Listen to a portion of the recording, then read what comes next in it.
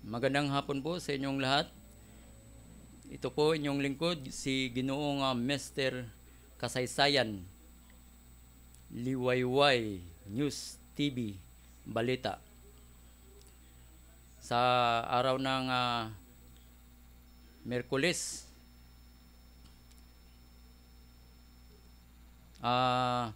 ngayon ating banggitin ang mga balita patungkol sa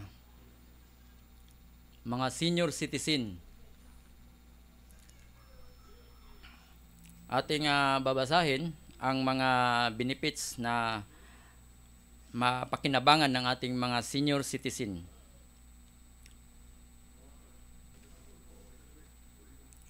Ang isa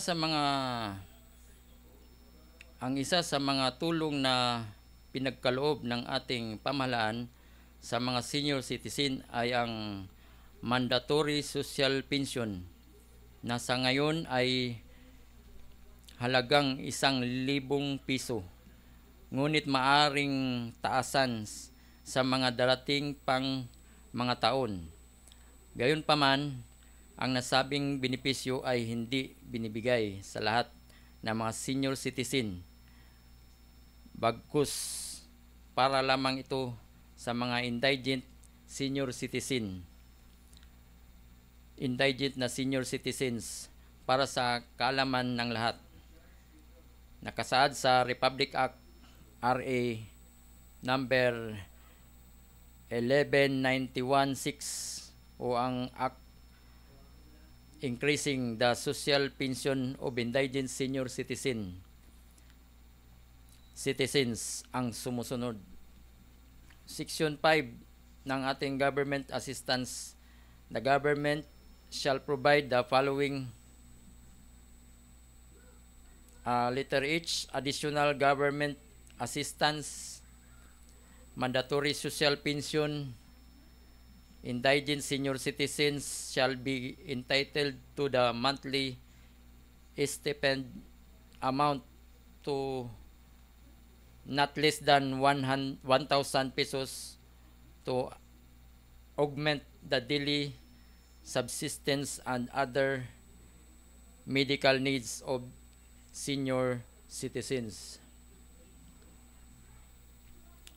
The DCWD shall, subject to the approval of the Department of Budget and Management, DBM, in consultation with other stakeholders, review and when necessary, and just the amount of the social pension every 2 years after the effective of this act, taking into the account the present consumer price index as published by the PSA, and relevant economic indicators are reported and published by pertinent government agency and authorities. So ang tinutukoy dito ay patungkol sa mga indigent na mga senior citizen ang ma-qualify dito sa batas na to. So existed na tong batas na to, i-implement na lang. Yung ating kaibigan, iwan ko kung senior ba yun nating kaibigan. Actually senior siya pero maaari siya ma-qualify dahil wala naman siyang pinagkakitaan na malinaw. So considered as indigent yung ating mga kababayan na mga senior citizen na kinapkapos at wala silang mga kamag-anak, wala silang pamilya, lalo na sila lang ang nag-iisa sa kanilang buhay. Indigent sila, qualified sila kung wala na silang pagtustos sa kanilang pang-araw-araw na pangailangan. So yun ang mabuting balita natin para sa mga senior citizen. So dito po tayo sa ibang balita patungkol sa fake news nga pala, yung mga paninira sa ating gobernador dun sa Bulacan na si Governor Daniel Ramirez Fernando. Dahil nga may mga pumuna sa kanya at walang base ang mga akusasyon patungkol sa mga paninira o pamumulitika. Dahil ako mismo witness naman doon na maraming natulungan, lalo na nung bago siya nag-birthday. Nung nakaraan ay ang daming tao na nabigyan. Halos hindi na siya matulog nga eh. Kahit isang natitira na bisita doon ay kanyang inasikaso. Inaabot ng mga alas 9, alas 10 ng gabi. Kaya ako ang patunay na nagserbisyo siya ng tapat sa ating bayan dyan sa Bulacan. Pero ating babasahin ang mga pumupuna sa kanya bilang patas tayo sa ating pag-broadcast na may balita tayo at may komentaryo at the same time bigyan natin ng kalagahan din ang check and balances dahil public office is a public trust, kaya pagbigyan natin ang side nila na marinig na dito sa ating programa. So ito ang mga nangyari. Kaya iyong reklamo ng taong nagtago sa pangalan ng Makatang Bulakinyong Francisco Balagtas na kesyo may katiwalian daw sa proyektong ito ay malinaw na fake news, kasi paano magkaroon ng anomalya ni 5 nga ay walang gagastusin dito ang mga provincial government. So patungkol sa project yan, at isa sa mga project ng ating Governor Daniel Fernando ay yung isang high-tech o mga pasilidad na yung baha ng palaging nabahaan dyan sa Bulacan ay maiwasan na dahil may isang proyekto na ilalagak o itatayo dyan sa Bulacan sa darating na mga buwan or taon. So antayan lang natin mga Bulakenyo ay mabawasan o mawala na ang mga sobra-sobrang pagbaha dyan sa naturang lugar dyan sa ating lugar dyan sa Bulacan, Province of Bulacan, sa pamumuno ng ating Governor Daniel Ramirez Fernando. So at sa iba pang mga naglilingkod dyan sa Bulacan, gaya ni Vice Governor Castro, na nakita ko ang haba ng pila doon sa corporation, nakasobre, binibigyan ang mga kababayan natin ng ayuda. So ganun lamang ang kanilang malasakit sa ating mga kababayang Pilipino dyan sa Bulacan. At sa ibang balita po tayo patungkol sa sugal dyan sa Calabarzon, na isa dyan yung mga peryahan dyan sa Calamba, sa Batangas at Quezon ay patuloy pa rin. Actually okay yung peryahan dahil traditional na yun eh. Ang pinupunto natin ay yung mga illegal na pasugalan gaya ng mga color game. So yung color game ay nagkaroon na ng investigasyon sa Senado, at sinabi nga ni Senador Bato na hintayin na ang desisyon ng DOJ patungkol dyan. At wala na akong balita kung ano nang nangyari dahil natakpan na sa mga iba-ibang isyu na nangyari dyan sa Senado. Investigasyon na pinangunahan ng ating Senador Bato de la Rosa. So yun, ang ano lang natin dyan, dahil hindi nga maiwasan yan, ay magbigay naman kayo ng kunting tulong. Kasi matagal na yan eh. At patuloy pa rin na mamayagpag ang sugal. So may mga katwiran na ating ipapairal, na kung mayroong mga nangailangan ng mga donasyon na balido ang pangailangan nila, ay bibigyan nyo ng tulong. Dahil ganun rin naman, kung magbabayad kayo ng buwis, ay mas lalo kayong mabigatan. Ayon pa nga sa investigasyon sa Senado na pag i-regulate ito ng PAGCOR ng gobyerno, ay doble-doble ang babayaran nyo na buwis sa ating pamahalaan. Ngayon, dahil hindi nga na-regulate, dahil wala na tayong balita kung ano nang nangyari, at makibalita pa ako, kukuha pa ako ng desisyon ng DOJ kung ano nang nangyari. Pagsamantala, dahil sa taong bayan rin naman yung pera na yan, ay ibabalik nyo rin sa taong bayan. Yung mga nangangailangan ng hingi ng tulong ay bibigyan nyo. Kahit papaano ay meron kayong good cause, meron kayong malinis na konsensya, na habang hindi pa yan na-regulate ng ating pamahalaan, ay may katwiran kayo na manatili muna sa ganong sitwasyon. So, yun ang ating balita patungkol sa sugal, at ating babasahin sa ang dating senador na si Ping Lacson nang maging Laguna Provincial Commander, ang nooy Police Colonel former Senator Ping Lacson, ay nagawa niyang ipastop ang lahat ng illegal gambling sa lalawigang ito diyan sa Calabarzon.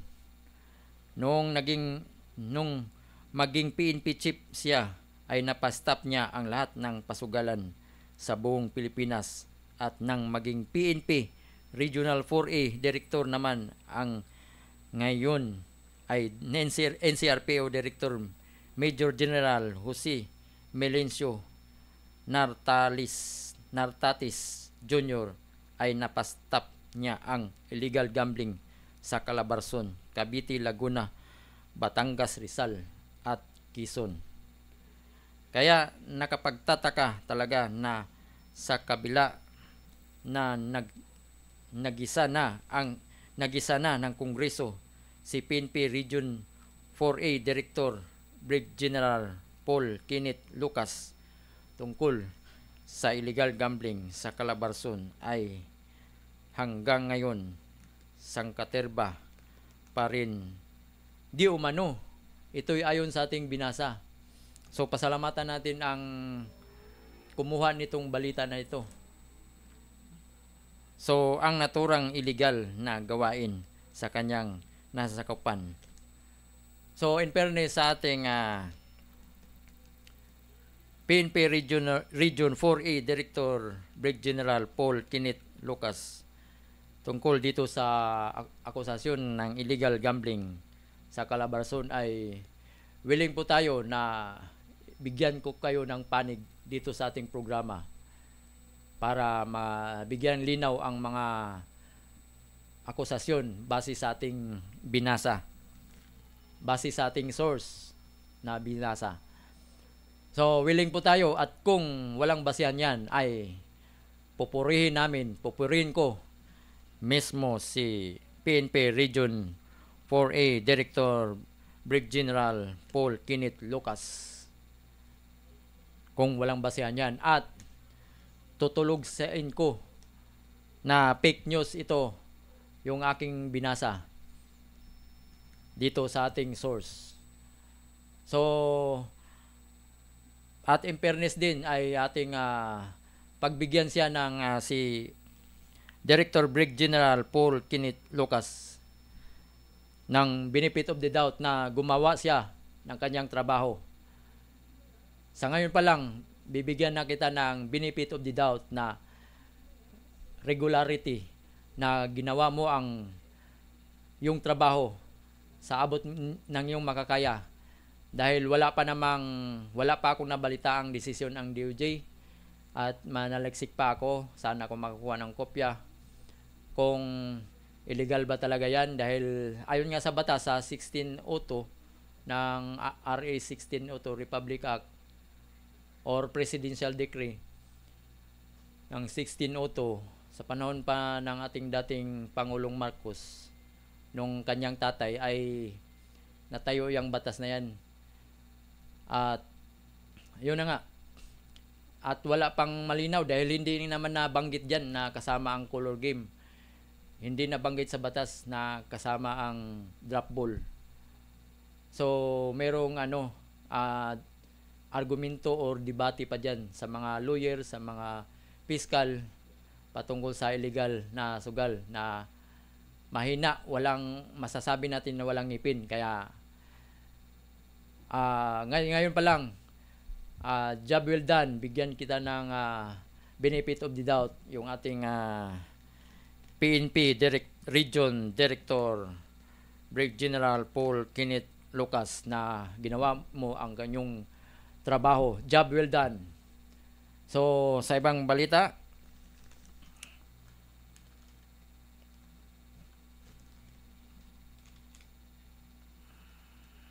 sa nga pala, yung ating programa ay isang paid program. Kaya,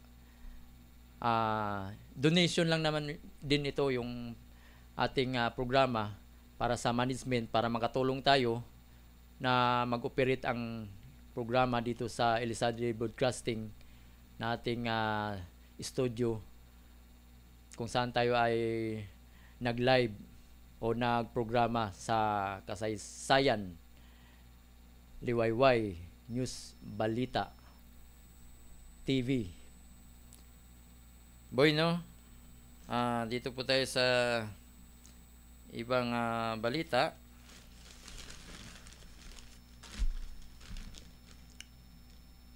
Malaking barko ang dineploy ng China dyan sa West Philippine Sea. So, malaking barko dahil sinasabing nag-prepare sila na harangin ang mga civilian na pumupunta doon, na 100 civilian boat na layunin nila ay maglawig doon at masasabing peaceful na pagpunta doon, paglalawig. So walang dapat ikabahala ang China. Kaya ang tanong, naglabas sila ng nagpadala sila ng malaking barko. So ating basahin, may malaking barko na idineploy umano ang China patungo sa Baho de Masinloc o Panatag Shoal sa baggage ng pinag-awayang teritoryo sa West Philippine Sea. Ito ang binahagi ng security expert na si Ray Powell batay na rin sa kanyang monitoring. China is sending a hug force to blockade Scarborough Shoal. So nga pala itong Scarborough Shoal ay ito? Pwedeng mangisda ang lahat doon. Ang Vietnam, ang Philippines, ang China, ang Malaysia, ang Taiwan, at iba pang mga bansa, mga civilian na mga mangingisda ay pwedeng mangisda dahil sagana ito sa isda, itong Scarborough Shoal. Open ito, bagamat na ipanalo natin to sa Permanent Court of Arbitral Ruling, ay inopen ito para sa fishing ground, para sa pangingisdaan. So malaking tulong ito sa mga bansa na dapat yung Vietnam, yung Malaysia, yung Taiwan, yung saan pang bansa na napalibutan tayo sa Pilipinas ay dapat tumulong sila at kumampi sila sa ating claim dito sa West Philippine Sea. At mismo ang China ay nakinabang sa pangingisda. So, dapat nga, yun ang basihan nga sa negotiation Dahil nakinabang tayo dyan sa West Philippine Sea. Ang West Philippine Sea ay mayaman dyan sa Recto Bank, mayaman sa oil. Oo, sa natural resources. I think isa sa pinaka mayaman diyan sa oil. Second to Saudi Arabia yung bansa natin diyan sa West Philippine Sea, sa Recto Bank. Kaya hindi ikapagtataka ay nagkaroon na ng positioning ang side ng China. So, wag nating awayin. Ano tayo hand on hand tayo dito sa mundo. So, dapat magkaroon tayo ng negotiation. Magkaroon aside from on clause, nanalo tayo sa arbitral ruling, bigyan pa natin ng additional na tinatawag na kapayapaan sa pamagitan ng negosasyon. Sa bilateral, sa iba pang mga peace effort. Kasi ayaw nating mag-away Ayaw natin magkagirian, darating sa punto na ang nangyari sa Ukraine, ang nangyari sa wag naman sana sa Israel ay mangyari. Ayaw natin. Kaya as much as possible, maging mapayapa ang ating bansa, ang ating rehiyon dyan sa West Philippine Sea, ang ating teritoryo, na magkaroon tayo ng negosasyon, mapayapang pag-usap-usap. Dahil maraming magagawa sa pag-usap-usap. Magkaroon ng sabay na i-develop ang naturang resources dyan sa West Philippine Sea. So, ituloy natin. By this time tomorrow, at least 4 Coast Guard and 26 large maritime militia ship on blockade, pahayag ni Powell. Ayon kay Powell, ito na ang pinakamalaking blockade na pupunta sa Scarborough. Sa panig ng Philippine Coast Guard, tiniyak ni Commodore G. Tarilla, tagapagsalita ng PCG sa isyu ng West Philippine Sea, na sisigaruduhin nila ang kaligtasan ng mga sibilyan na sasama sa misyon ay walang kinalaman.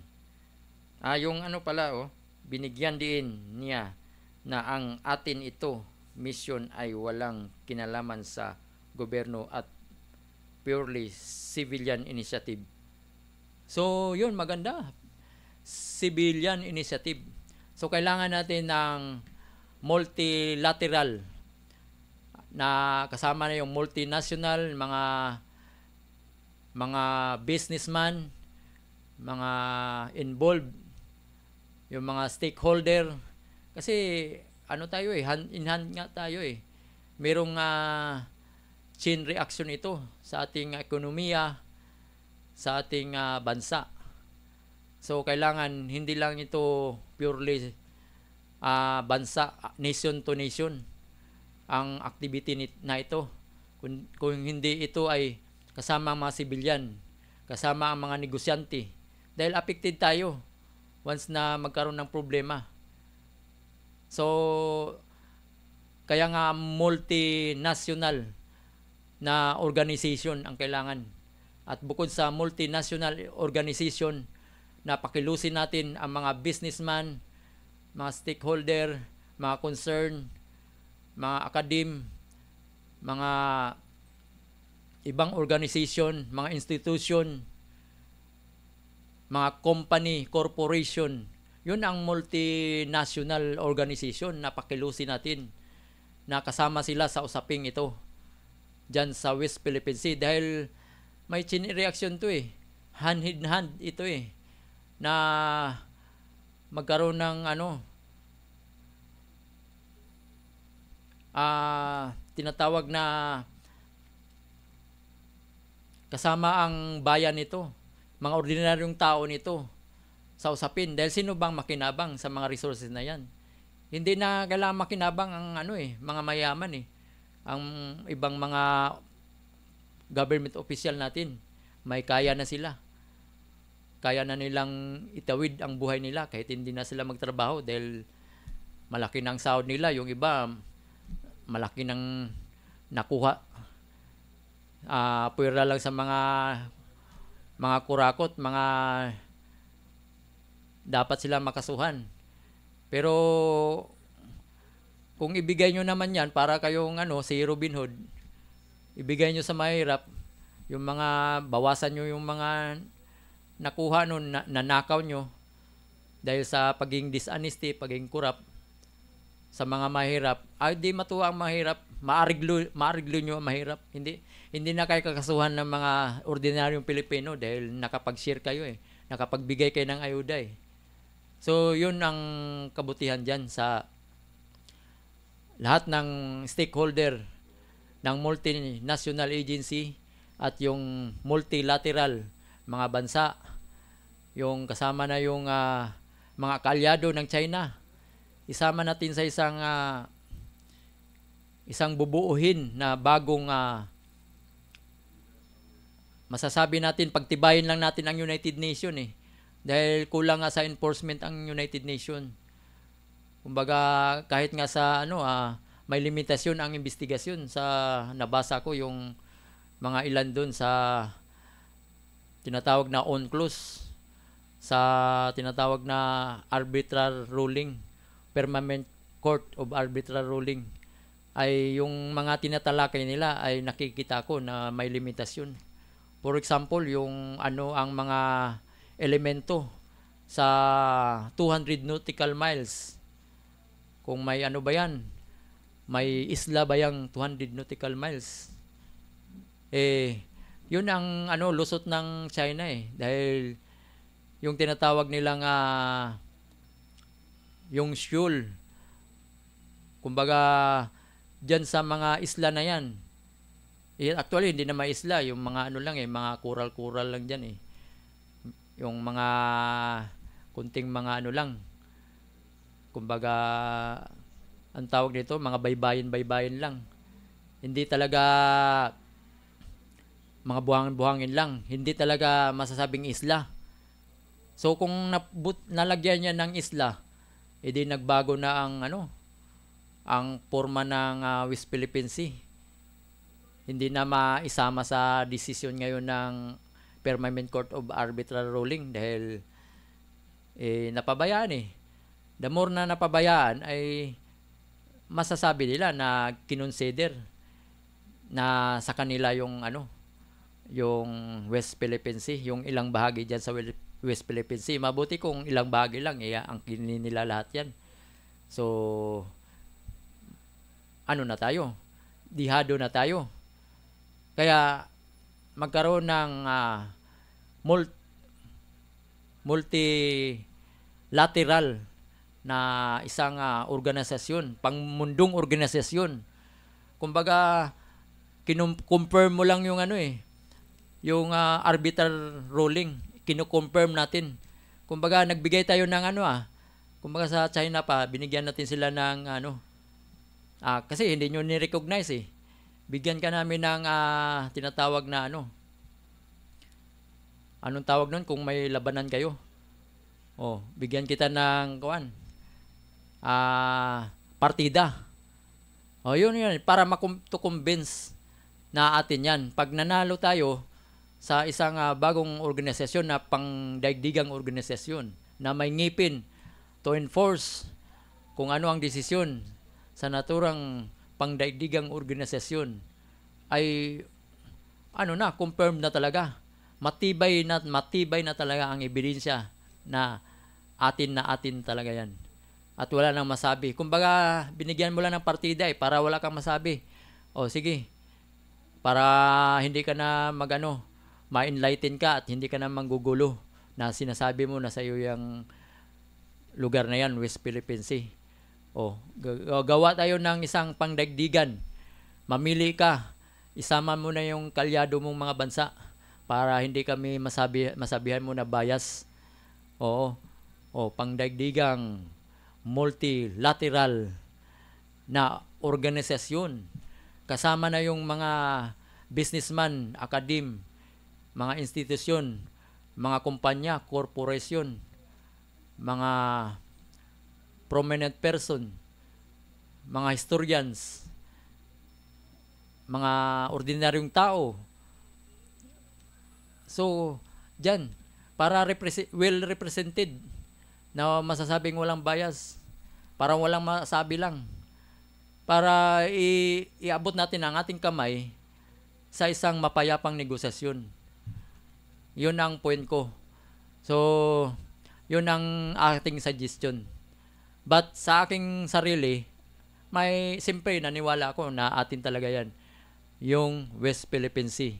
Ang pinupoint out ko lang na instead na magkaroon ng girian, magkaroon ng awayan o posibleng lumala pa, na wag naman sana, ay magbigay tayo ng maiabot natin ang ating kamay, na sabihin natin sa kanila na kaibigan nyo kami. Noon pa, may kalakal kayo dito, nakatulong kayo sa amin, sa aming ekonomiya sa bansang Pilipinas, sa history. Kaya magtulungan tayo. Ito ang gagawin natin once and for all. So kung ano man ang maging desisyon ay respetuhin natin.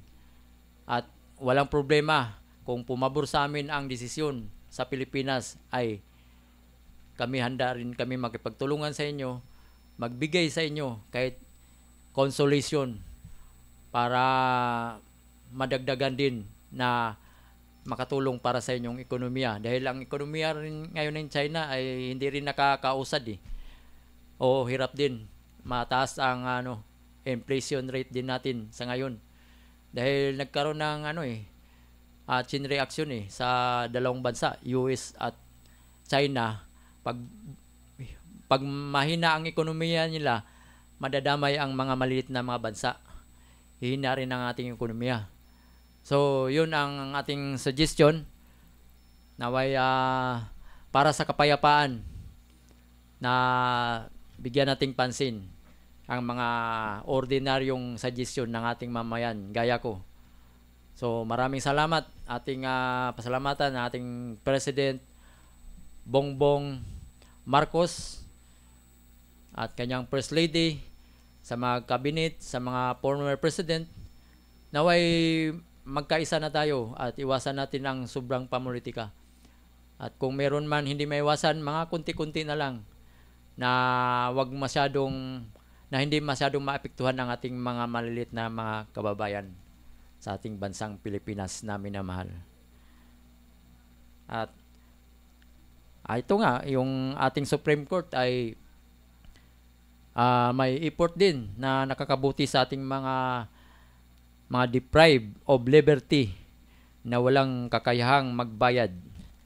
So, yung mga may utang sa mga online at iba pa na hinahabol na sila dahil sa kahirapan din, wala silang pambayad, nangutang nga sila at kinampos din at kinulang pa rin.